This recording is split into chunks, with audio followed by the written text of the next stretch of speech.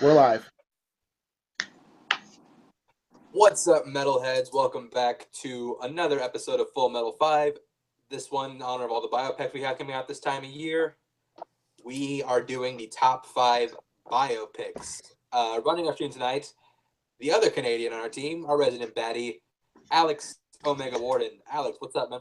What's up, everybody? So, as I posted on our page a few minutes ago on Facebook, unfortunately, tonight's match didn't go up as planned, but this episode of Full Metal 5 hopefully will make up for that. I think this is a very interesting topic, and we've got a very interesting panel to discuss it.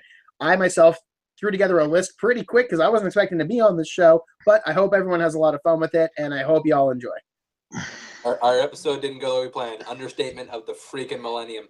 All right, we also have some interesting panelists today, starting with, he's our only returning one on this panel. He's the hitman. You may recognize him from Chambless Bros. It's Hunter Chambless. Hunter, what's up? What's up, everybody? I'm glad to be back, and I'm ready to have some fun. Let's do this, man. Cool. We also have 2 new panelists. First of all, you might also recognize from Chambless Bros. He is the villain, and I wish he'd get off his phone. Haven Pendergast. Haven, what's up? Hey, what's up, guys? Happy to be here. I'm ready to have some fun. I think this is going to be a good time. I'm ready to do it. You can text your girlfriend later, Haven. We got business to attend to. And also, he just recently made his Full Metal Trivia debut, and he just won his first match also. He is the Professor Gonzo, Zack Ford. Zack, what's up? Hi, I'm excited to be here too. I know that this is not a competition, but I'm still pretty sure I'm gonna win this. So going in confident. You're gonna find a way to win. Somehow. We don't have winners and losers. Well, we're gonna find a way to win, so I'll win in my heart and my mom's heart. the win in his heart. All right, right on. So for those of you who have never seen the show before, the way this works is we have 3 different rounds of selecting. What we're going to do is we're going to go first round. We're each going to go around and nominate different biopics for the top 7. Once we have a top 7, we'll move forward. Now, in order for a film to make the top 7, it's going to have to get majority votes. So it's going to have to get 2 votes to be ratified. So if everyone understands, I will start the nomination process with a film that I think should be on everybody's list of consideration. That's Raging Bull. Raging Bull tells the story of boxer Jake LaMotta. And it mainly looks a little bit at his rise, but it looks a lot on his fall from grace. And I think a great biopic should focus on all parts of his life, not just the positives. And I think this movie does it in spades. It's not my favorite Scorsese movie, but it's personally my favorite De Niro performance. And I think it absolutely deserves a spot in the top 7. So I will go to Zack first. Zack, should Raging Bull make top 7? Yeah, I definitely agree. It's in my top 10. I wasn't going to nominate it myself because I want to try for some weirder ones.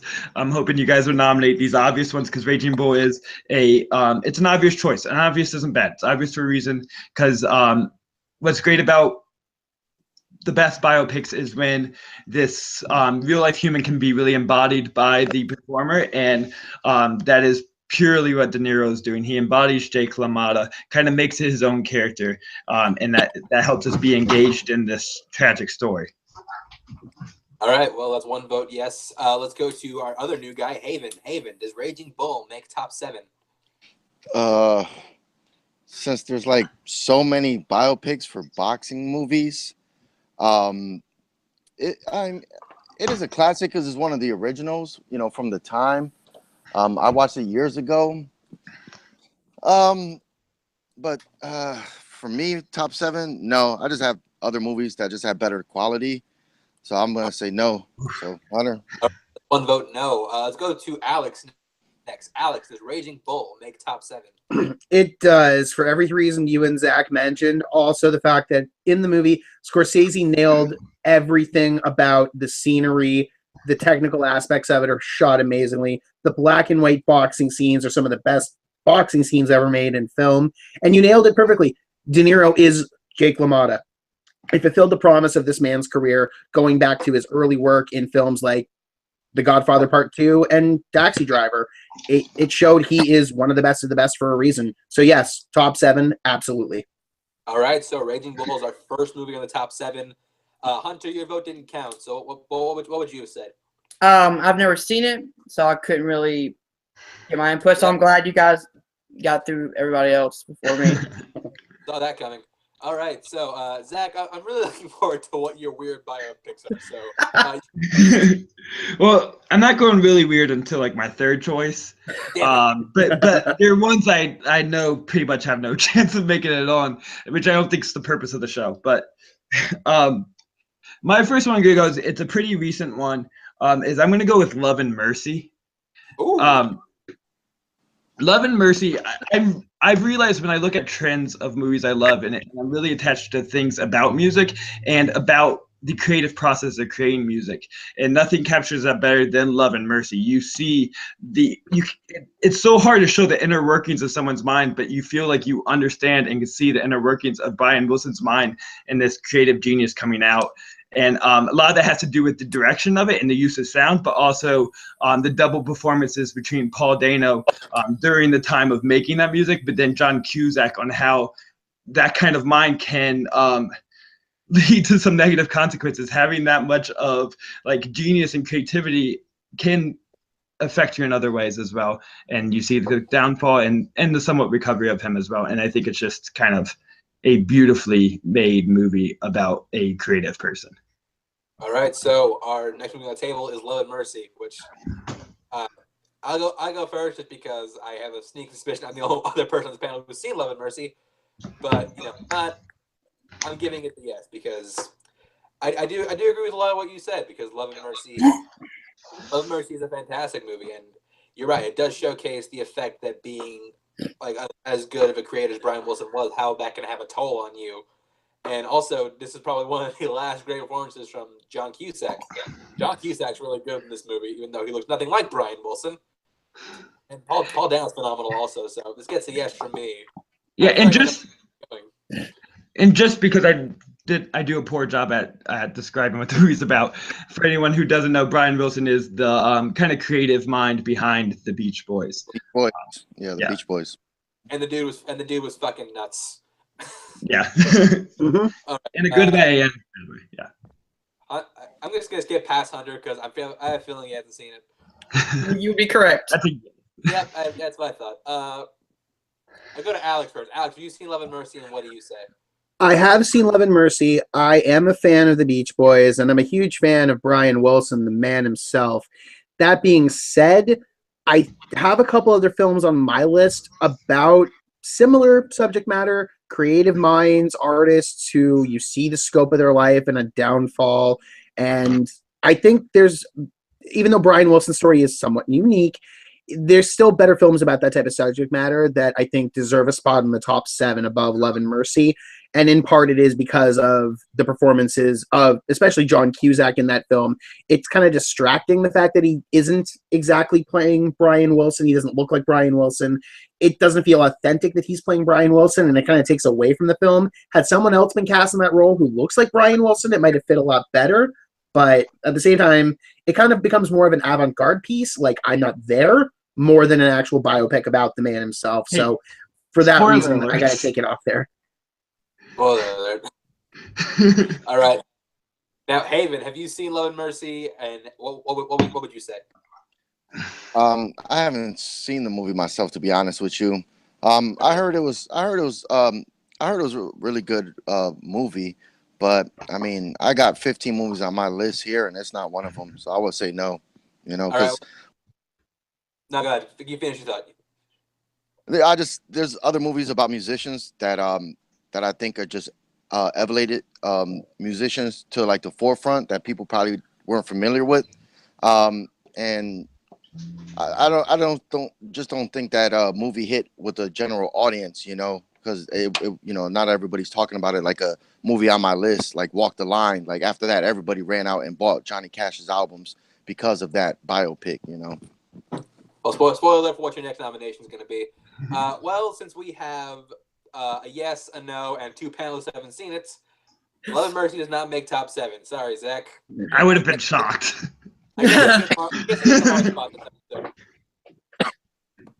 All right, Haven's our next new panelist, so we'll go to him next. Haven, what do you want to throw up first? Let me see. it's kind of tricky since one already made the list. I don't know how many of mine are gonna actually be on other people's list. I'm gonna go with Donnie Brasco. If I'm gonna go with a biopic, I'm going with Donnie Brasco. To me, it's one of Johnny Depp's best performances. It's just an amazing true story about an undercover cop that went too deep. I can't think of any other undercover cop movie as a top 7 biopics of all time. It was just an amazing movie for me, and I put Donnie Brasco's 1997 on the list. All right, so Donnie Brasco is on the table. Let's go to I'll go to Alex first. Alex, what do you have to say about Donnie Brasco? See, Donnie Brasco for me is a tough one because it is a good Johnny Depp performance and a good Al Pacino performance, but we've seen better from both, and that's what kind of draws the line for me. Mike Newell, the director, he's made a few better films, and while it is an intriguing and engaging story that they're telling, the fact that it's true to life is one of those kind of odd things. It's not the best true-to-life crime story that I can think of. And for that reason alone, and the fact that it's not the epitome of these actors playing characters, even if they are real life, I don't see Donnie Brasco being in the top 7. Okay.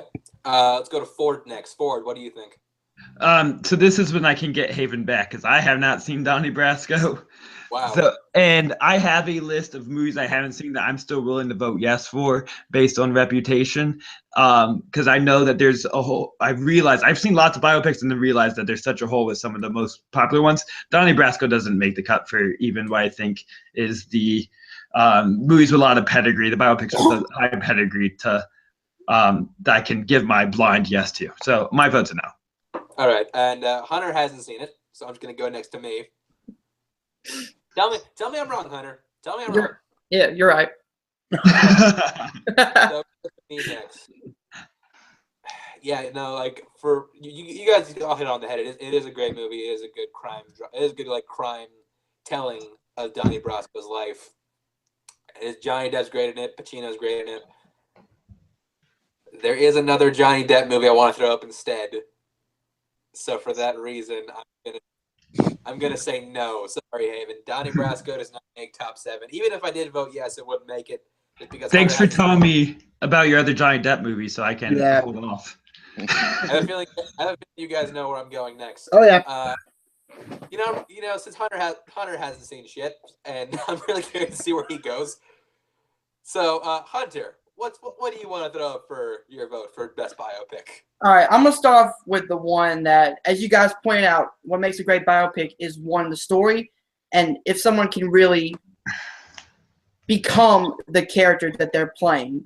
That's why I'm going to nominate Man on the Moon, the Andy Kaufman biopic with Jim Carrey, and partially because I did go back and watch this movie after I watched the documentary about them, the Jim and Andy Great Beyond on Netflix, and the way that Jim Carrey puts his heart into this movie and really becomes Andy Kaufman. And it shows on the screen also, from the rise of his comedy career to the cancer that ends up taking his life and the ups and downs, and the fact that he really Carrey immerses himself into the character of Andy Kaufman. So that's why I'm going to put Man on the Moon as a nomination on my top 7. You know, Hunter, you surprised me. I didn't think you were going to go with Man on the Moon. I've seen movies, Chance. You've seen movies. I'll go next. I'll go first with the voting and all. This gets a yes from me. I love Man on the Moon. I mean, yeah, it's a little by the numbers, but it's the plot. Overall, you look at it is a little by the numbers, but if you're looking at performance level, I think Jim Carrey has one of the best performances of that decade. It's a shock to me even to this day how he did not get an Oscar nomination for Man on the Moon. Oh yeah. Yeah, like he even talked to the director, Milos Forman. He's like, I never work with Jim Carrey. I only work with Andy Kaufman and Andy Kaufman's personas. Yep. I give a yes to this movie. Let's go to Alex next. Alex, does Man on the Moon make top 7? Absolutely. You guys, Chance, you just nailed it on the head. Jim Carrey became Andy Kaufman to make this movie. If anyone has seen the recent Netflix special, Jim and Andy, it proves it. Mm-hmm. It's method acting at its finest, but it's not just that. Milos Forman made a hell of a great movie, even with if you take Jim Carrey's performance out of the equation, you get great supporting performances from a lot of the people who were in Andy Kaufman's life. His co-stars in Taxi, a lot of his friends are in it. Courtney Love playing his wife is amazing in it. Mhm. They go through such a mercurial period in entertainment, and the mercurial man who was at the forefront of it, in Andy Kaufman, and Jim Carrey's performance, it should have won him his Oscar. It really should have. So yes, it makes the top 7, no problem at all. All right, so Man on the Moon's our next movie on the top 7. Ford, Haven, what would you guys have said? I mean, I'm almost persuaded just because I love Alex's word choice of mercurial. But other than that, it's another one that I've watched a documentary today and never seen the actual movie, so I can base a little bit in the documentary. I don't care about order of things, and it's still one that if I had to vote for something I haven't seen, it doesn't make the cut of those lists. I think are held in such high regard. So I would have said no. But. All right, Haven, what would you have said?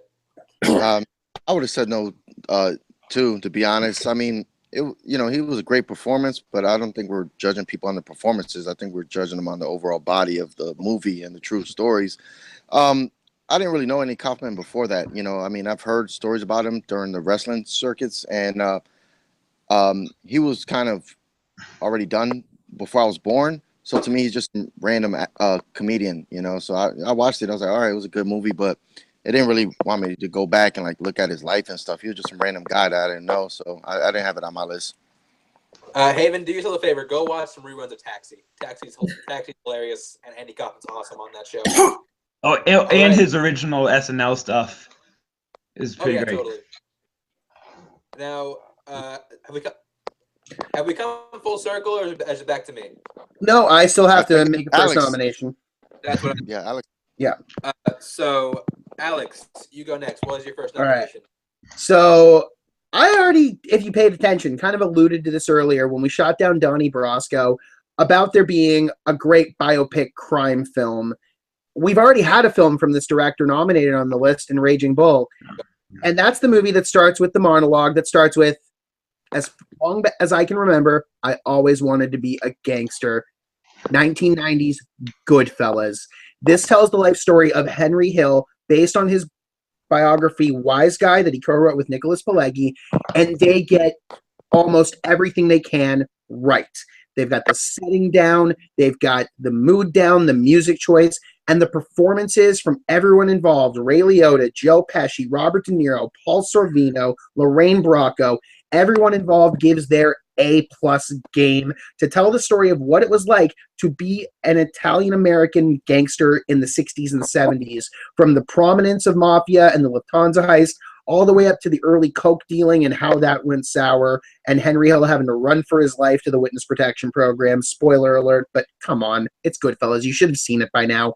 This is an amazing movie. It is Scorsese's best film to this day, and yes, it is one of the best biopics of all time about the man Henry Hill, and it should be in the top 5, let alone the top 7.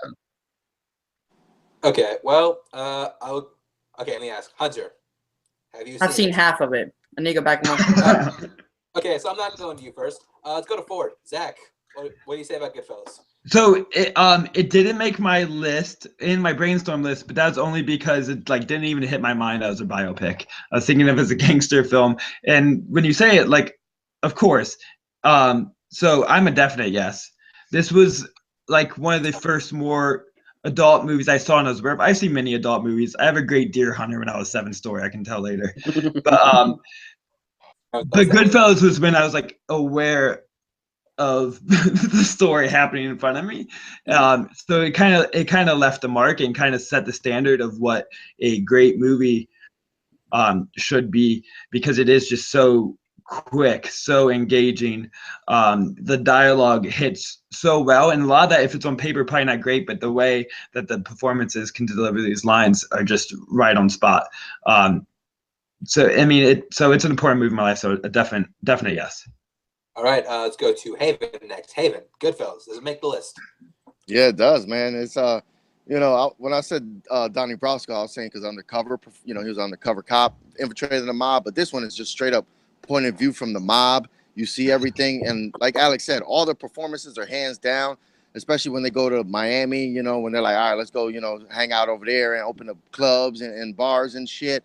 I mean, this movie, it had everybody in it, man, and it was just an amazing movie. You know, one of the best, hands down. All right, so that's it. Goodfellas makes top 7. You cut to me. I would have said, hell no. No, I'm kidding. I said Raging Bull was not my favorite Scorsese movie, but was my favorite De Niro performance. Goodfellas is my favorite Scorsese movie. Like, it is a lot of people, I imagine. Yeah, Goodfellas is amazing. It's infinitely rewatchable. I watch it literally all the time. So, yeah, I would have said yes to Goodfellas. So, now I believe it's back to me again. It is. Okay. I have a lot of good ones on my list. I'm gonna go with a little more recent one, just because I feel like another one I want to bring up will get brought up later. I'm gonna say The Social Network. The Social Network takes a story that on paper is absolutely boring, and David Fincher, as a director, he makes this movie feel so it's intense, it's interesting. You're into it from beginning to end. Andrew Garfield is amazing in this movie. Another guy who should have gotten an Oscar nomination. Jesse Eisenberg, probably his best performance. The score, which is actually done by 2 guys from Nine Inch Nails, is fantastic. Won them an Oscar. I think this movie hits on all levels. You could argue this is David Fincher's best movie, one of the best movies of the decade so far. I think Social Network should go on top 7. Let's cut to Haven first. Haven, what do you have to say about The Social Network?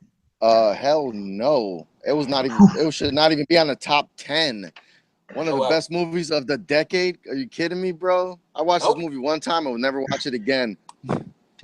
This is a hard no for me. I mean, I'm surprised you didn't start throwing in Steve Jobs to biopics if you're gonna throw in The Social Network. I love Steve Jobs, by the way.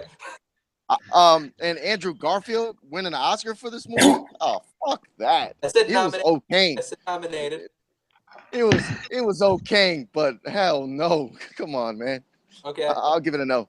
That's fine. Let's go to Alex next. Alex, what do you got to say about Social Network? See, here's the thing. David Fincher is one of my favorite directors. I love the score. I love all the performances. And I think that in 20 years' time, when social media has become more ingratiated into our everyday lives, this is going to be one of those important movies that people look back on and say, this is what it was like when these things were first being built. But in terms of biopics, I have a few other films on my list that I think are above this movie in terms of their quality of telling the story about a person's life. I don't think this movie does a good job in telling a lot about Zuckerberg's life. It kind of just tells the events around him. You don't really get to know Mark Zuckerberg, the man, because you're just seeing the story through the eyes of everyone around him and him reacting to other people. He doesn't really evolve or grow as a person, and you don't really see that in the film because it's only telling a short period of his life where he kind of has to stay focused and neutral and pointed. And I don't think that comes across well in Jesse Eisenberg's performance either. So for me, it's a no, simply because, again, it's going to be important 20 years from now, but right now, in terms of its overall quality, it just doesn't hold up compared to some other films that have come before it. Okay, well, before I go into another vote, I'll say to counter your point. For me personally, the most interesting biopics don't always go from birth to death. Sometimes, like, you have to go into those, just those important moments, which, like, a film will do later. But yeah, that's my 2 cents. Ford, I'm gonna go to you next. I'm asking because this is all hurting my heart so hard. And I'm trying to resist the movie battleground side of me to defend this so largely. But Social Network's my number 1. I also didn't include this on my list because it blanked my mind on the idea of a biopic, but it is my number 1. It's one of my top 10 favorite movies. And the point that, saying that it needs to show the whole life or just show more about him and get an understanding of him, I think it does in a different way. You don't need to understand like the facts of someone's life to know someone, but more know the inner workings. How do these gears grind? And I feel like through the script and through the direction, through Jesse Eisenberg, you can really understand the driving force behind what Mark Zuckerberg does. You see this insecure ego so perfectly. That's so relatable, I think, as well, which creates a point for us to be able to reflect upon kind of our own selves and our own driving force with that, and it really hits me. But then it has this remarkable ability to be like so engaging and so fun for a movie about coding, and a lot of that is due to the fun script, the fast fun script, and the dialogue chosen in there that Aaron Sorkin's able to put. And Aaron Sorkin's can be done very poorly. His scripts can be kind of just messily directed, and David Fincher, I think, was the right person to kind of ground that, and it just all works so well. And Okay, you're all you know dumb, what? horrible people. I think we're gonna have a first here on Full Metal 5. I'm changing my vote to yes. Oh, Yes. shit. Oh wow! Okay, so the social network makes the list. I think this means I win. On the I strength think of both of your comments, I am changing my vote to yes to put it in the top 7. All right, so social network makes the list. Sorry, Haven, suck it. Hunter, have you seen? I have seen the social network, and it made my top 7. I would have said yes. Yeah. This was just a good movie overall, from the acting to, like, you know, the invention of Facebook and all that stuff. So yeah, I would have said yes. All right, so would have made the list regardless. So, all right, we move on. Let's go back to Zach. That round. Zach, Okay. what do you want to know? I'm trying to. I might not go weird because there's not enough spots left, and I should take it serious. You're not gonna go weird. I'll say. I mean, my weirdest one was already mentioned. That's when I shouted spoiler alert. So I'll skip that, and I'm gonna go with one I hope can make it. And that's gonna be Catch Me If You Can. If you can. Oh my gosh, I changed the whole movie. Catch Me If You Can. It's the wine guys. Catch Me If You Can is my favorite, or it's not my favorite Spielberg movie because he's too good, but it's my second favorite Spielberg movie and my favorite DiCaprio movie. And it's really kind of what thrown him, not in the limelight because he's already done Titanic, but into being taken as like, this guy can be like legitimately good, not just this teen heartthrob, but someone who can really take a role and make you engaged in the story of this person's journey. And it moves so quick for a movie that isn't short, and it keeps you engaged the whole way. And to make you kind of understand a con man and not be fully not like him, but understand and be sympathetic and can see the reasons behind it is a tough way to kind of make this kind of anti-hero likable and someone I would like to hang out with, especially like also the hard way of making a teen be believable as someone who's acting as an adult, because Frank Abagnale was 16, I think, when he was committing these cons, and it's hard for me to believe that in real life a 16-year-old was able to go by being a doctor and being this, and they're able to make that seem believable, which is amazing. And it's just it's a ton of fun. They build the relationship between him and Tom Hanks perfectly. You understand that kind of father-son relationship that not that they were seeking out, but that they both were kind of a part of. And it really builds the typical like family themes that Spielberg has really became known for, and really adds the heart to this otherwise just brisk, fun movie. Okay, cool. So that's Catch Me If You Can is what's on the table. Catch Me With You Can. Catch Me With You Can. You can catch him. All right. Let's go. Hunter, I'm gonna cut to you first. Thumbs up. Have you seen this movie or not? When I was real little, yeah, but I don't remember that much about it. Skipping you. We're skipping. That's a yes. Alex. I had Catch Me If You Can on my list, but not as high up as Zach. I like this movie a lot. It is in my upper tier Spielberg movies. It's a really fun movie to sit back and watch. DiCaprio's fun in it. Walken's great. Tom Hanks is great. There's a bevy of good young actresses who play all the different girls Abagnale meets over his time traveling. Especially Amy Adams is a candy striper who you think for a moment is going to become the love of his life. It's kind of kooky to see her in that kind of role, especially that far back in her career. But I just think there's better movies in Spielberg's resume, and there are better biographies out there from that time and era. So this is a no for me, just simply based on other movies that came out around the same time that did autobiographical feature just a little bit better. All right, Haven. Score count. How many movies are already on the list? 3? 4. We already have 4 locked in. Yes. So we need 3 more to lock in. But we don't want this to go forever. Yeah. Well, I have it written down here. It's in one of my. It's in the 15 I wrote. I really did enjoy this movie. It shined the light on a person I never heard of before, and to hear the story was unbelievable. Like Zack said about this young kid, and Alex was right. You know, if you go back and watch it now, you see all the young actresses that are right now like headlining movies that had just like little small cameos or little roles in this movie. I love the dynamic between him and Tom Hanks, and you can't go wrong with Tom Hanks. I'm gonna say yes. Yes. Okay, so that's 2. That's 1 vote. Yes, I'll go to me next. I'm a huge Spielberg fan, as anybody who knows me knows. Now, here's something people might not know about me.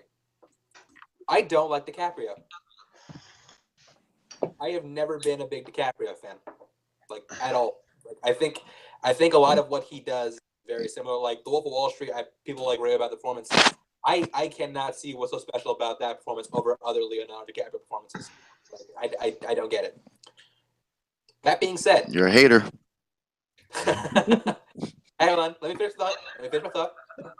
I'm giving Catch Me If You Can the yes, because if you can get me to like DiCaprio in something, you're doing something. You're right. Like that relationship with Tom Hanks is really great. All these small roles by other actresses are fantastic. Yeah, Amy Adams in the movie for like 1 scene, maybe 2. No, a few scenes, but yeah. Few scenes. She's not in the movie that much, but like all these actresses just go to compliment each other. And yeah, Leonardo DiCaprio is fantastic in this movie. It showed you that he is better than just Titanic, which a movie I credit for me not liking DiCaprio. He is more than Titanic. He's a serious actor, and yeah, I'll give Catch Me If You Can the yes. It makes the list. Nice. Can I ask a question? Does anybody know what year this film came out? 2002. 2002. Oh, Thanks for testing all our trivia, keeping us up. thank you. Movie release dates. I want to say 2002. All right, let's go to Haven next. Haven, 2 more spots on the list. What do you want to throw up? This one I know is probably going to get shot down because it's another Leonardo DiCaprio film, and I think it's one of the best biographies that I love watching. You know, I love 3-hour movies, and that would be the 2004 movie The Aviator, about the life of Howard Hughes. Like this movie, when you talk about Leonardo DiCaprio, you know, just turning into somebody else, I thought he did it in this movie. Just to see the mind of Howard Hughes, this eccentric, probably I want to say billionaire, because I don't know if he actually had that much money back in the day, but this guy took like years to make this silent film movie, wasted so much money on it because he could, and then just said, no, we got to scrap it because there's no clouds in it. And then once the movie came out, he's like, no, we got to scrap it because now we have sound in the movie. And just to see him dating these people, and you see this guy with so much money, so much fame, and still feel like not a part of the world, you know, and then just him isolating, you know, he kept asking, damn, there's so many women in this movie also. I mean, he had a lot of love interests.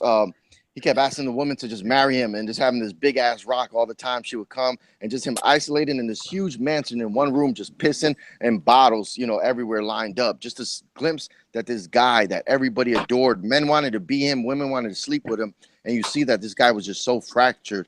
I love this movie. So I'm going to nominate The Aviator. All right, The Aviator was on the table, folks. I'm going to cut to me first. I didn't think you were going here. And I, you know, like as much as I just said I don't like DiCaprio, I do think The Aviator is a very good film, and he's great in it. That being said, I'm going to say no, because there are other biopics that I think would be better suited on this list. So it's a no for me. Alex, cut to you next. The Aviator. What do you have to say about it?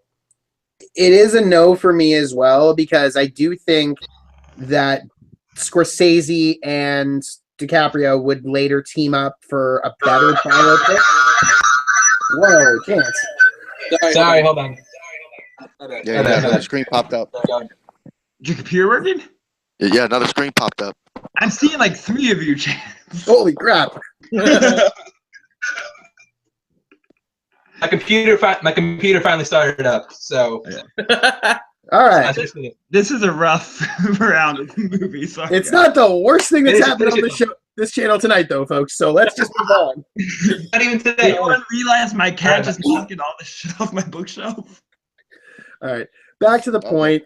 Point I was making is The Aviator's a no because, again, Scorsese and DiCaprio, I think they would later team up to make a better biopic together. And honestly, again, it comes down to the fact that, yeah, The Aviator is a good film. Howard Hughes is good subject matter, but it comes in an era where there were a lot more biopics coming out that were done in better quality about better subject matter than the Howard Hughes story, which everyone in Hollywood had heard a million times before and has been told across different forms of media. So it is a no for me as well. All right, so that's 2 votes against The Aviator. I'm gonna skip past Hunter because I feel like I know what he's gonna say. Let's go to Zach. I also haven't seen it. People at home. But however, Oh, really? it did make my list of movies with pedigree that I haven't seen that I'm still willing to vote yes for. It just seems right up my alley. I have no idea why I haven't seen it. And I'm mostly going to vote yes because Hunter doesn't get to speak. So we're going to give him a chance to say that he hasn't seen this movie. So, so my answer is yes. I mean, I'm going to vote it out once we get to 7, but yes. People at home, can you tell who the panelist was last minute we got was? Thanks, Chance. No problem, buddy. What do you guys say about The Aviator? Haven't seen it. So all right, so that splits the votes. Even though someone voted yes, hadn't seen it. So Aviator does not make the list due to the fact that we split the vote. So sorry, Haven, it does not make it. No problem. All right, Hunter. What movie have you seen that you want to throw up? So I'm battling between 2, but I'm gonna go with Straight Outta Compton. Oh shit. And the reason is because, one, I'm a huge fan of the group NWA, and I like how it really delved deep into these characters of, Easy, Dr. Dre, and all that without it glorifying it so much. You had the hardship, you had the hard times, the broke people in Compton, and how it really seamlessly moves through their careers. And just the performances alone from guys like, I'm going to say his name wrong, O'Shea Jackson Jr. and Jason Mitchell. There you go. That's not that hard. You had it correct. Yeah. Yeah. Jason Mitchell, I feel like it's easy put on one of the best performances of that year. So that's why I'm nominating Straight Outta Compton. Now, those weren't hard names to pronounce. Hunter, who played Killer Croc in Suicide Squad? I don't know. And I'm not even gonna try to attempt the dude's name. I know it's fucking long as hell. Pronounce it. Suck it. All right, so let's go to Alex next. Alex. You know what? And who played Killer Croc in Suicide Squad? Okay. To your second point, we already discussed that on a video last week on another channel, so we're not going to get into that. To the first point, I didn't have Straight Outta Compton on my list, but now that I'm thinking, oh shit, yeah, that's a biopic, like a lot of people thought earlier with Goodfellas, I say yes. Straight Outta Compton was a great movie. Oh, wow. It tells a great story about one of the most influential music groups of the 20th century, like it or not. And yeah, all credit to Jason Mitchell and O'Shea Jackson Jr. I mean, come on. O'Shea is playing his dad. You cannot escape that. But he becomes his father in the movie. He's great. A lot of people look at Jason Mitchell's performance in that movie and say, oh my God, he's so good. No, O'Shea playing his dad and nailing his father's mannerisms and character. Yeah, he should have been good because he's playing his own father, but he just blows it out of the water. The whole cast does. The movie is just so well done, so well paced, telling the NWA story. I love it. Yes, it should go in the top 7. Okay, so that's 1 vote. Yes, let's go to Haven next. Haven. Straight Outta Compton doesn't make the list. No, it doesn't. It was a good movie. It was, but the problem with that movie is that Dr. Dre and Ice Cube, when they wanted to make that movie for a long time, but they put too much influence in that movie. You know, if it was a straight biopic without no bias and no and the guys not putting their influence, like, no, you can't show this. You got to highlight me this way. You got to do this. You know, because that movie was supposed to come out years ago. And when I see it, yeah, it was a good movie. I mean, you know, it showed the life of them, but did it show the stuff that it showed the stuff they wanted us to see, you know, and biopics should not be biased and show us everything, the good and the bad. But, you know, Ice Cube and Dr. Dre didn't want them to look like bad guys in the movie. So we got the Hollywood version of it. All right. So according to Haven Pendergast, Straight Outta Compton is fake news. What do you have to say about Straight Outta Compton? Did you say my name? Yes, it went exactly. out. Okay. I'm assumed I'm the last person. That's not you.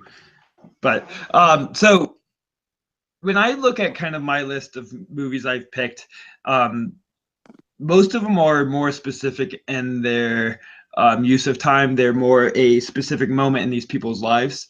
And I think the reason why is when you try to encompass so much of a life, whether it be Walk the Line, Ray, or Straight Outta Compton, it does, as Haven said, seems to get watered down a little bit. Part of that is because of the interactions with Dre and that, but also they're just trying to get so much they can't include everything. And they definitely still want to kind of create the positive aspects that they don't have enough time for some of the darker things. But also, it just moves so fast. You don't really get ingrained in these lives and these moments, and you can't really feel these characters' emotions and why these events are happening, because it just like it's just the greatest hits of moment to moment, and those movies just don't really work for me. So I'm a no. It was kind of just a miss for me after so much hype for Straight Outta Compton. I really need to stop putting myself in the situation. Our last episode.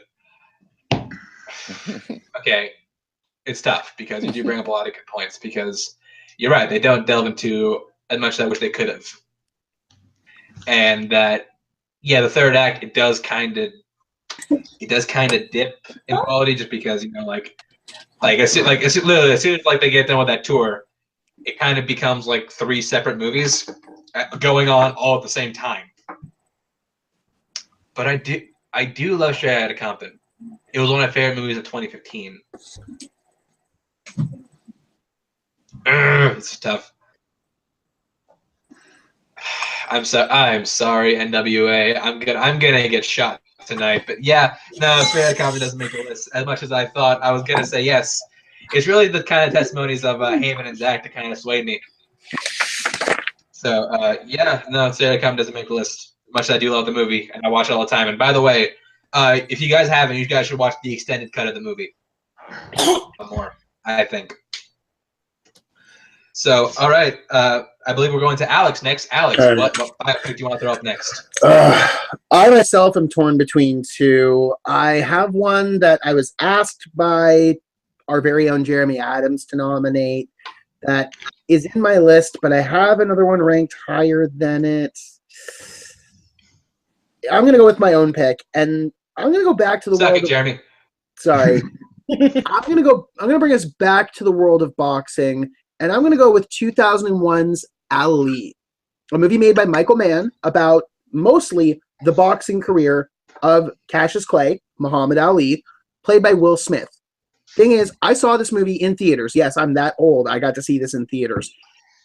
I remember specifically there's one scene in the movie where Ali and Howard Cosell are having a conversation behind the scenes of ABC Sports, and it's John Voight and Will Smith playing these characters. Obviously, John Voight's not playing Ali, but there's a moment where they're just talking and they're chuckling as friends, and I lose myself in the movie. And I'm like, I know these 2 actors, Will Smith and John Voight, but I'm seeing Muhammad Ali and Howard Cosell. That's the type of performances you're getting in Ali. Will Smith committed himself so much. He studied Ali's mannerisms so much, got to sit with the man, for days, weeks, learning about his life, learning what makes him tick. He got the approval of Al Lee and his family to play him in the movie, and it shows. Everything from his early days in the South as the new heavyweight champ, all the way to the Rumble in the Jungle against George Foreman. You follow this man who was just bigger than life at the time, and it makes him human. You get to see him become human in the choices he made during that era. And Will Smith plays it perfectly. It fulfilled the promise we had from Will Smith in the early 90s onward that he's going to be the great blockbuster actor. He churned out blockbuster after blockbuster during the 90s, but this film cemented him as one of Hollywood's better actors of the era. He later maybe squandered that, but it proved the point. Will Smith has what it takes to be a great actor if you give him the right role. And Ali was the perfect role for him. So this, I think, should be the next film on our list. Hey, how dare you disparage such cinematic gems as After Earth and the Oscar-winning Suicide Squad? How dare you, sir? Oh, God. I'm going to go to Zack first. Zack, Ali doesn't make the cut. So I saw it when I was in 2001, and I'm not that old. I was 12 at the time. So the point is, like, who knows if I even stayed awake the whole time? I had no attention span. But the fact that I have never felt a need to rewatch it, to go back to that doesn't just seem like an important movie that I need to have in my background. I think it's just going to give me a no. So I don't have much more to say about that. And also Will Smith as a dramatic actor, he's always just a level too low for me. It's never fully gets there. So I don't know. Yeah. Haven. I got this on my list. Since we already have Raging Bulls, a boxing movie, this is a totally different boxer, totally different era. He had to go through different things, with racism. It wasn't touched on too much in the movie, like another movie I have on my list. But there's so many good boxing biopics, from I got Hands of Stone that I just recently watched that I thought was really well done. I didn't care about that boxer's life until I seen that movie. I was like, holy shit, shed some really good light. Cinderella Man's another great boxing movie. This movie, Ali, it is great. Jamie Foxx played a hell of a performance in it. John Voight, Will Smith. I mean, like Alex said, they even went to Africa to shoot this movie for the Rumble in the Jungle. I guess we're gonna have 2 boxing movies on this list because I'm gonna give it a yes. Did Ford say yes? I can't remember. No, Zack. I said no. No. Only one. I said one. Zack said no. Okay, so that's a yes and a no from Zack. All right, just keeping track. Yep. Should even bother going to Hunter. I'm gonna go to me first. Movie. Yeah, Chance, you don't want to be last. Okay, now let's go. I've seen this movie. Let's go to Hunter. No, let's go to Hunter. Let's go to Hunter first because he actually has stuff to say. So yeah, I saw this movie and I do agree with Alex where it's a great Will Smith performance and the topic that it goes on is really good. I just, like Zack said, to me, I don't have the urge to go back and watch it again. And to me, the movie slows down at points where I start getting bored. Maybe that's just me, but I'm going to give it a no. But, still a great performance by Will Smith. But there you go, buddy. You did this to me on purpose. All right. Sabotage, bitch. Ah, God. Fine. All right.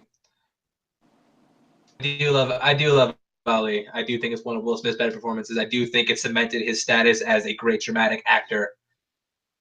Forever valid. But yeah, it's a no for me also. I feel like now we filled our boxing movie quota. Not that we have a quota on types of movies, but I feel like I think like Haven said there are some more effective boxing movies. Although I do think Will Smith is better than anybody in Hands of Stone or Russell Crowe in Cinderella Man, who's kind of sleepwalking through that movie. I don't think the movie itself as strong.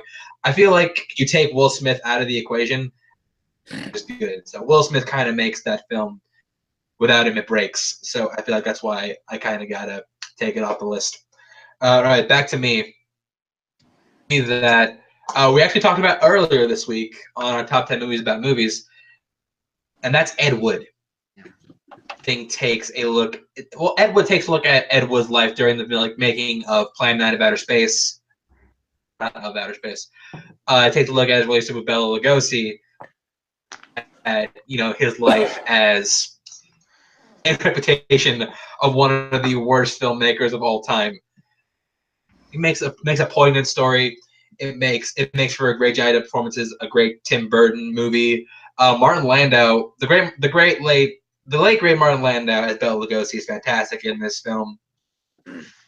I think of your passion trying to do something that even though you might not be very good at it, you're just so passionate about it, you want to keep doing it. So Ed Wood's my pick.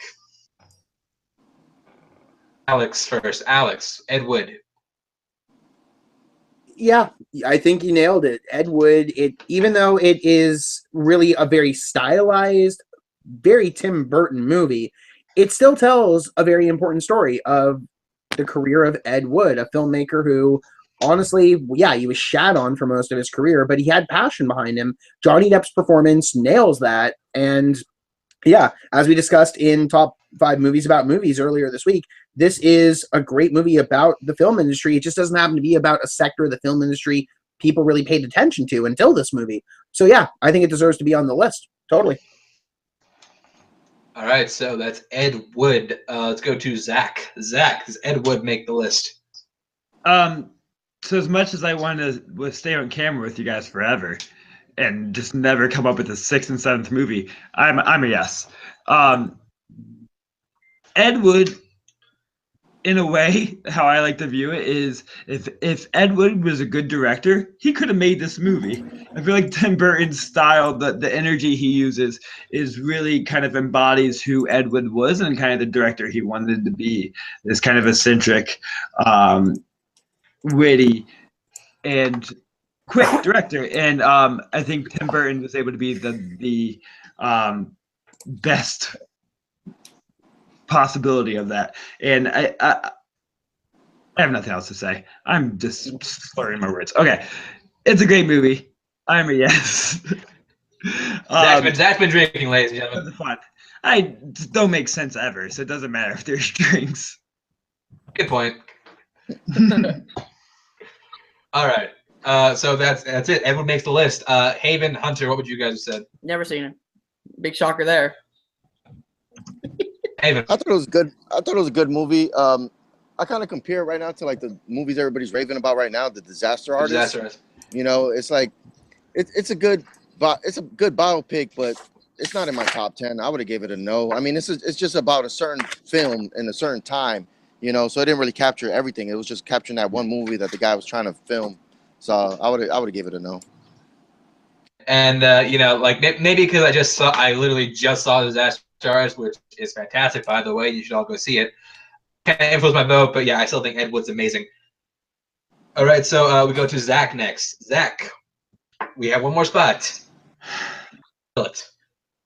Okay. I am going to go with Into the Wild. Into the Wild didn't make my original list because I was being really specific about what a biopic was, but this is about a real person story and kind of a person we know. Maybe not a relatable person, but a person that we kind of know, and that's someone who is feeling that they haven't discovered their true self and isn't really feeling a place in this world and this economy, and was going out to kind of discover himself amongst nature. Kind of that pretentious person who graduates college. I've known plenty of them. But over time, discovering humanity and discovering the importance of human connection. And compared to all other movies we picked and all other movies on my list, that Into the Wild works thematically better than any of it. It really kind of speaks to my soul and makes me want to be self-reflective and be a better person. And that's the best thing a movie can do. And put that alongside just beautiful cinematography. kind of making us really appreciate the nature of, the U.S., which I don't feel like we often do. And also just the Eddie Vedder soundtrack to go with it is legendary. I think it's something that holds on its own as an album, but works perfectly within this landscape and this story as well. So Into the Wild's my pick. Haven. And I made sense. I think I did. Oh, You did actually. Good job. It's on me. Yes, Haven. No, this would never make my top 20. I would never. If you're talking about biopics, who's gonna actually say like, "Hey, you should go watch Into the Wild"? When it's like I say it all the time. Like this movie, 127 hours. The movie Wild with Reese Witherspoon. Like, there's so many just biopics that are just average. Like, you watch them once, you forget about them. Like, I would not. No, I'm gonna say no. You hate nature. We understand. All right, Alex. I'm actually going to say yes on this one for all the reasons Zach said, but mainly because it shows the potential of Sean Penn as a filmmaker, in that you wouldn't think Sean Penn would make a movie like Into the Wild if you look at the man's career, but he made something very interesting out of it, a film that makes you want to commune with nature. And the fact that it is telling that kind of story of a guy who comes from a wealthy upbringing and wants to forsake that and just go to his roots and go explore in the wilderness, completely away from everything he's ever known. It's a very intriguing tale. Emile Hirsch's performance sucks you into it, and all the little bits and pieces, the cinematography, the setting, the score by Eddie Vedder of all people. Yeah, it's a really engrossing film, and you kind of forget that it's a biopic about a man who really did this in his life. So yeah, it makes the list. A top 7, definitely. All right, Hunter, and you. I've seen it. That's what I thought. Okay, so is that to me? No, I said I have seen it. I have. Yes. Oh, you have? I thought you hadn't. Okay. Not putting words in my mouth, Chance. But you broke up on my end. I thought you had it. For me, it was a good movie. The acting was good. But again, like, there are parts of it where, stuff doesn't make sense to me. There's bits and pieces I would take out. And I feel like I have one movie on here that, since we're doing top 7, that I feel like deserves a spot in the top 7. So I'm going to say no. Okay, so I need to stop doing this. Hey, Chance, you've been taking my side. Okay, you know what, Alex? Yeah, Alex, you need to stop me from now on. Yes. Yeah. I believe this came out the year. Emile Hirsch started this movie. I believe this came out the year after Speed Racer, if I'm not mistaken. No, before, I think. Hey, wait, before. It made you think he's going to be like the next great thing, and then Speed Racer. And then Speed Racer happened. But don't let that deter you. And I do want to add. Yeah, I'm not. Okay. While you're thinking, Chance, I want to add to Alex's point on how it makes people want to kind of embrace nature and really feel nature as part of you. But I think it's not just that nature is important. We do want to be connected with this world, but also he learns on how important it is to be connected socially and to be connected with others. So to combine that, being connected with the world, but still be part of the society that has been created, because you need these connections to feel like a full person and to feel that love and to feel that worth. And it takes this kind of combined aspects of what love is between being part of the world and being part of, other people's hearts. So, okay. Fucking Tree Hugger. No, it doesn't make the list. Fuck it. I ruined it. Fucking Tree Hugger. It wasn't Tree Hugger. Okay, it's about Tree Hugger. All right. Let's see. Into the Wild. Okay, I do like Into the Wild a lot. I do think it has great performance from Emile Hirsch, possibly Sean Penn's best movie he's directed. I think he's directed like one movie since, and it was like bad.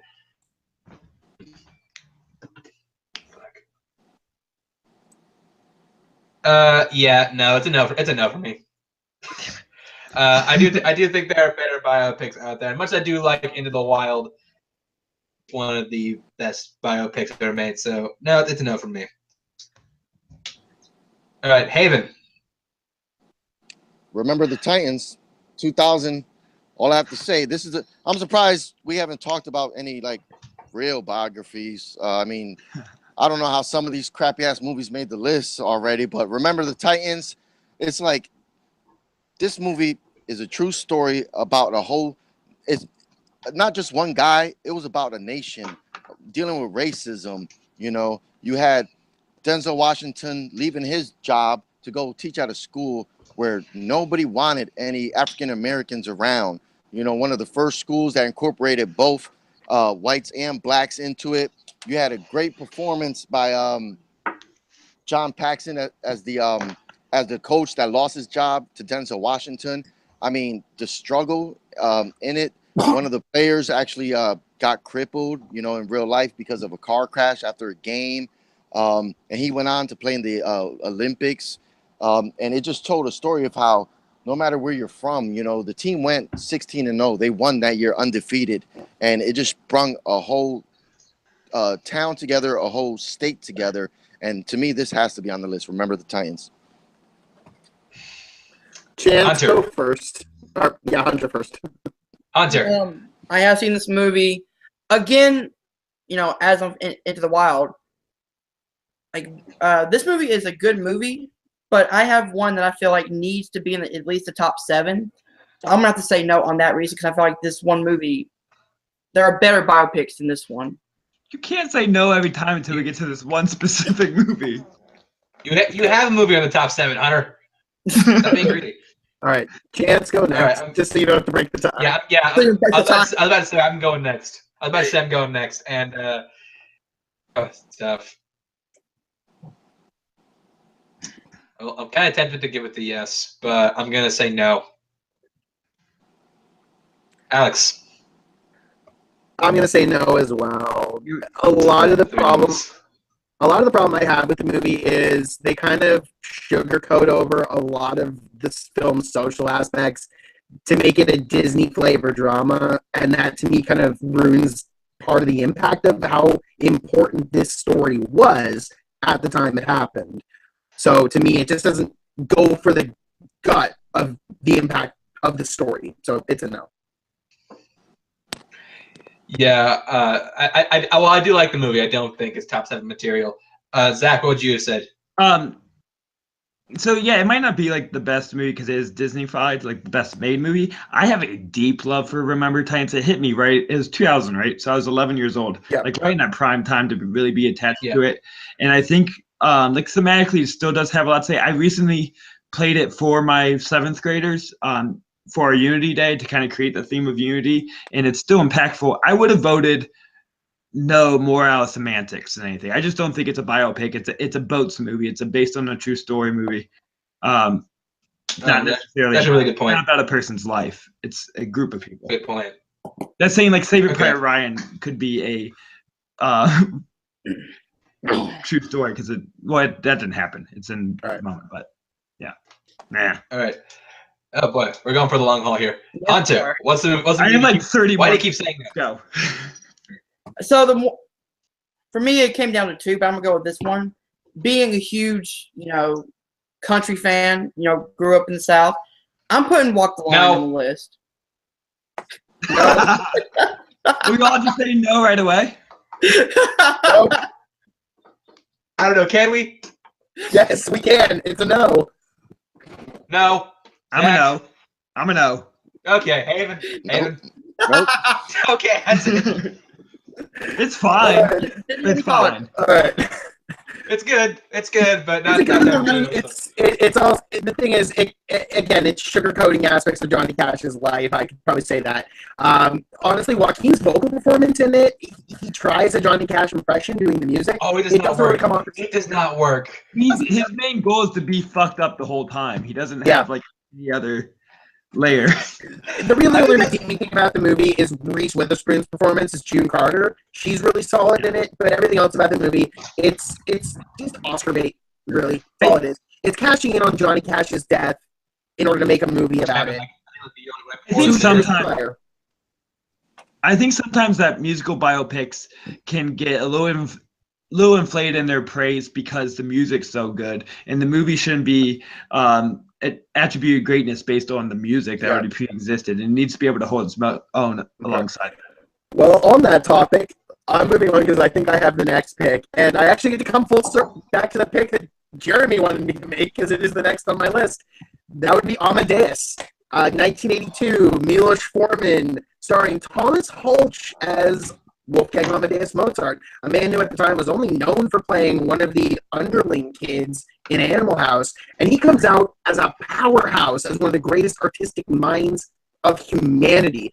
Add to that, you got F. Murray Abraham playing Antonio Salieri, his rival, his bitter nemesis, who Mozart didn't even think of as his nemesis. It's a really well-made film. It's a great period piece. It's Mozart, so you know you've got great music in it if you're into that kind of classical music.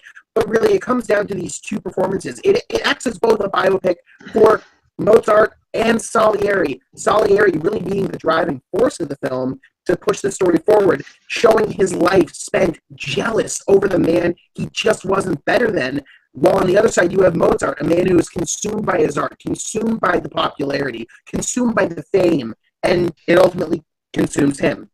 So Amadeus, I think it's got to be in the list. First this time. It's a yes from me. I love Amadeus. I think, you're right. Like all the things you just said, it's a fantastic look at not just Amadeus, but a man who like he considered himself his rival. Those parts that worked on showing the rivalry, and I think it's a really great portrayal of Wolfgang Amadeus Mozart. It's the yes from me. Zach. So I haven't seen it.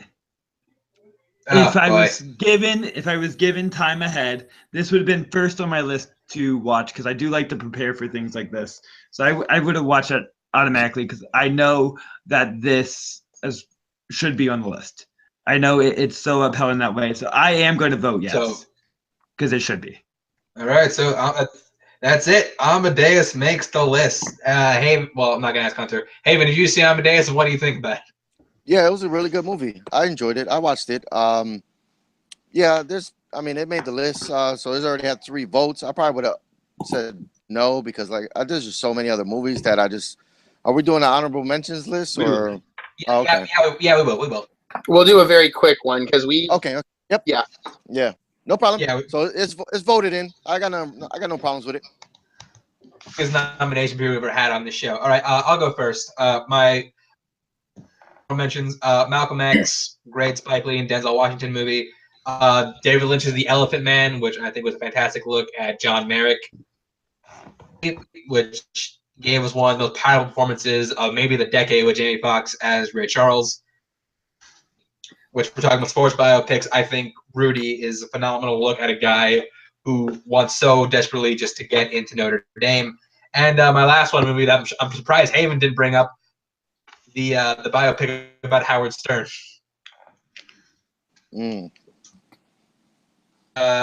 Zach, real quick. All right. I have a long list. I got to try and cut down. So my weird one I was ready to go with, but I knew no one would pick is I'm Not There. Artistic, weird thing, but we need some weird on there. It takes a different approach to anything else. And then quickly, other things, Selma, Lincoln, American Splendor. I have a deep love for Jackie from last year, as well as Pablo Larraín's other movie, Neruda. Born to Be Blue about Chet Baker that came out last year is amazing, and Ethan Hawke's best performance. And then couple movies I haven't seen, but I know someone's going to bring this up if they watch this and be appalled that no one has mentioned. Just big famous biopics that someone needs to say is Malcolm X and Patton. I just said Malcolm X. I haven't seen them, haven't gotten to them. They're like 5 hours long, so it takes a lot to watch them. Alex. Well, honestly, 50% of the movies I had on a quick top 11 and made the list. But shout outs to American Splendor, which we brought up. Wolf of Wall Street was on my list. Malcolm X was on my list. Chaplin, one I don't think we've brought up yet. Great performance by Robert Downey Jr. early in his career. And Gandhi, amazing film by Sir Richard Attenborough. And the ultimate proof that despite some of his recent career choices, Ben Kingsley is a great actor. That movie proves it. Yeah, he's a great actor, but he'll do anything. He'll go to a letter opening if you pay him enough. Wall Street, if you asked me, I would have given it a no, like straight up. Haven, anything you want to throw out real quick? Yeah, I had Blow on my list. I thought it was a great Johnny Depp performance. It really showed the cocaine boom, and that just amazing story. Braveheart, which nobody brung up, so that's crazy that this didn't make the top 7 biopics. I had 42, the Jackie Robinson story. That really showed the first African American to make a major league team that was all whites. Before that, I thought that was great. I had Doors on my list since we were talking about music. Doors. I had Hollywoodland, the true story of George Reeves that played the Superman from the TV shows. I thought that's Ben Affleck's one of his best performance. I had American Sniper, the tragic story of the U.S. Marine, and then I had and then the last one I had North Country with Charlize Theron. She actually changed the way. It was based on a true story of giving women's rights in the workplace, and the stuff she had to deal with. So I thought that was an amazing movie that nobody brought up. That's all I had. All right, and Hunter, the last one. Anything you want to throw out real quick? Yeah, I got a few. 127 Hours, which I love that movie. Selma. I've got the Imitation Game about Alan Turing. Is that how you say his name? Yep. Yeah, Turing. I have Monster with Charlize Theron, and I have The Wolf of Wall Street. Okay. All right. And can I just? All right. Yeah. I was going to say, can I just point out that this will officially be our longest episode of Full Metal 5 ever? It took us an hour and 7 minutes to get that top 7. God You're damn it. welcome for blabbing so much. Just Woo! blabbing nonsense out here. Well, things go pretty quick from here, so we should make up for it. All right. So, 7 as it stands right now, we have Raging Bull, Man on the Moon, Goodfellas, The Social Network, Catch Me If You Can, Ed Wood, and Amadeus. So, a pretty good list, I think. But now here's the hard part. All right. So, I'll go to Haven first. I already know he's going to nominate to kick off. So, Haven, what film do you want to knock off this list? Can I get a repeat of the list, please? Oh, Man on the Moon, The Social Network, Catch Me If You Can, Amadeus. I will have to go with Social Network. I thought. All right. Zack, the social network get cut. Absolutely no. I just numbered it. It's 1, guys. This is our first pick. Okay. Yeah, and compared to some of the other ones, no way that goes. So no. All right. Alex, the social network get cut. It does. I have it as the bottom of my list of these 7. Cut it. All right. Was this one of the ones Hunter has seen? Yes. I've seen this You one. seen this one? Yes. Okay, I'm gonna cut to you last. I'm going to me first. It's a good I'm movie. gonna say no. Oh wait, Shut up, Hunter. I'm going to be first. All right. I'm saying that no, social network stays. Now we go to Hunter. So listen to that, Hunter. Oh, look at that. Look at that. The role reversal. I like it. I like it. While this is a good movie, while looking over the top 7, I would have to say cut it because I can't find a movie like The Social Network is one that I would cut. So. All right. Well, that's it. Social network gets cut. Sorry, Zack. Your number 1 is off the list. I don't know if I can be part of this anymore. Well, Zack is done. Well, you know what, Zack? Since your number 1 got cut, I will give you the next vote. What do you think should get cut from the list? I'm gonna cut Man on the Moon. Just compared to these other ones, it just doesn't have the same pedigree. It doesn't hold up. So, Man on the Moon. And we shouldn't take into account that there's a documentary right now that's putting this back in the spotlight. That doesn't mean it's a great movie to be upheld. I'm gonna go first. I do think Man on the Moon is a great movie, but yeah, if I'm looking at all these, I think that's the easiest cut. So yeah, I'm saying cut Man on the Moon. Hunter. Well, considering this was my only pick, no, it should stay. And it's not just the fact that the documentary came out. No, I watched this movie, way years before the documentary came out, and it's such a good movie. And you can tell Jim Carrey really does care about the character and the actor. And like just his performances and the movie itself, I feel like is amazing. So I say it stays on the list. Alex. Jim Carrey's performance aside, I gotta say, cut it. His All right. performance aside, it's really an unremarkable movie that just happens to have a couple good supporting performances without him. It's Jim Carrey's show, and yeah, he's doing great as playing Andy Kaufman, but what sucks you in is it's Jim Carrey doing a 2-hour Andy Kaufman impression. It's not just the fact that it's about Andy Kaufman's life. That kind of gets lost in the shuffle, I think, in the bits of the film. So yeah, I think it's cut. So it's cut. All right, so Man on the Moon is off the list. So that was that was easy. All right, so our final 5, we have Raging Bull, Goodfellas, Ed Wood, and Amadeus. We go to the nomination round. A spot on the list is going to be up for nomination, and we're each going to write on our whiteboards or paper or whatever goes in that spot. So, gentlemen, if you will all write down what film you believe goes in the number 5 spot on our top 5 biopics list. Oh shit! Let me get my whiteboard. I did not ask you that before we started rolling. That's my fault. I thought we We're gonna did. use this as a restroom break. We mentioned it when he was already gone. He was grabbing something else. Yeah. Meantime, I will point out tonight, I am going to say has 2 of our instant classic Full Metal 5 quotes. Number 1, I've seen movies from Hunter. And number 2, I'm going to get shot tonight by Chance. Wait, what was my quote again? Who said I'm gonna gonna get shot tonight? Chance said that earlier. Yeah. We're talking about the NWA. I'm gonna get shot tonight. Yeah, that's one of them. We also have like our fastest no we've ever gotten from a nomination. Yes. And our longest All right, first round ever. Compared to how Yeah, every is other that- is movie everyone ready? takes like 10 minutes to Yep. get through. Is everyone ready? Yeah. Yep. Okay, Alex, go first. Number 5, Catch Me If You Can. Ooh. Haven, Ed Wood. Hunter, Catch Me If You Can. Damn it. Zach, You're all the worst. It's Amadeus. all right, now it's to me. I also said Amadeus. Ooh. So I believe Haven now has to change his vote. Amadeus. Number 5. All All right. right, Amadeus gets the 5 spot. All right, now number 4.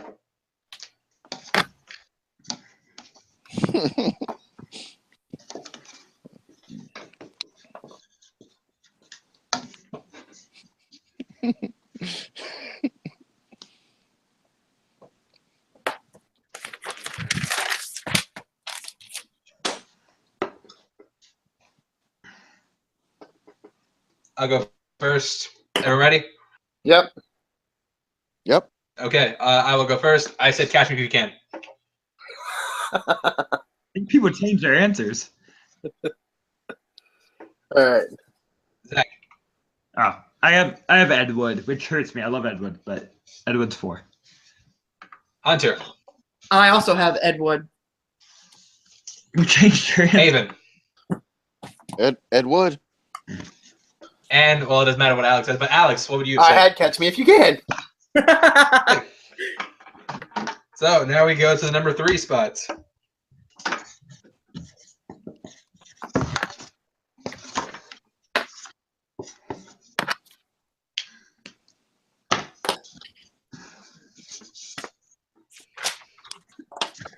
All right, y'all good? Yep. All right, I know what Alex says, but just show it anyways. I'm sticking with it. Catch Me If You Can. It's on the list. Haven, Catch Me If You Can. Hunter, Catch Me If You Can. Zach, Raging Bull. I had Catch Me If You Can.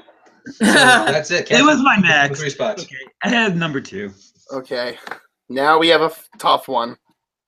Yeah, now we have to vote on the number 1 spot on the list. These seem right. Number 1 or number 2?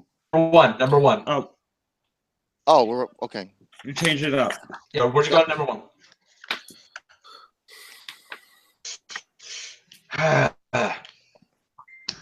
This is hard.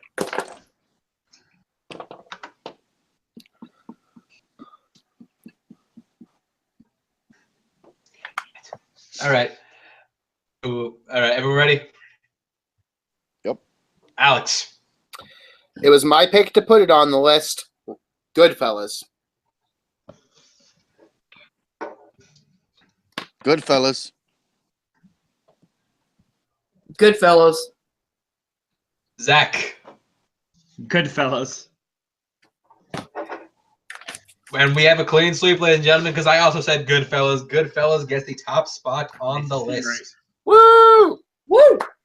All right, so just to recap, our top 5 best biopics are Amadeus at number 5. Number 4, Ed Wood. Number 3, Catch Me If You Can. Raging Bull, and the number 1 best biopic of all time. Man, solid list. Solid list, once again. And spoilers All for right. the top 2 if we ever do top 5 Scorsese. Yeah. Oh, yeah. Like, once again. All right. Yeah, it's been a very long-winded show, so let's close this out. From me, from my group here, Football Trivia, my panelists, Alex, Haven, Hunter, and Zach. We want to say thank you for joining us on this very long stream. Join our Facebook page, and goodbye.